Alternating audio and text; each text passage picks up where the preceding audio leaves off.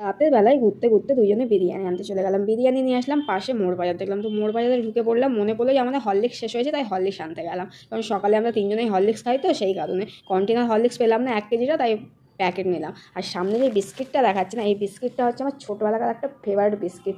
আর টুকিটাকি কিছু শেষ হয়েছিলো, কফি দুধ, সেইগুলো নিয়ে আসলাম, বিস্কিট নিয়ে আসলাম। আর যে বিস্কিটটা ভালো করে দেখাচ্ছে, এটা ভালো করে দেখানো একটাই কারণ, আমি এই বিস্কিটটা আজকে 19 বছর পরে বাজারে পেলাম।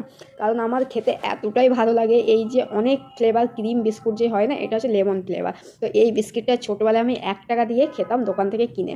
তো সেই 1 টাকার বিস্কিট আজকে আমি খুঁজে পেলাম, অনেক দিন থেকে খুঁজেছি। তো সেম টেস্ট আছে, খুলে দেখলাম যে হ্যাঁ ওই ক্রিম বিস্কিটটা, মানে আমি শিওর হতে পারছিলাম যে আদৌ কি ওই ক্রিম বিস্কিটটা, কারণ তখন নাম আলাদা ছিল, এখন নাম আলাদা, কিন্তু নামটা আমি একদমই ভুলে গেছি। তবে বিস্কিটের উপরটা দেখে আমি চিনতে পেরেছি, তাই ছুটে গিয়ে নিলাম।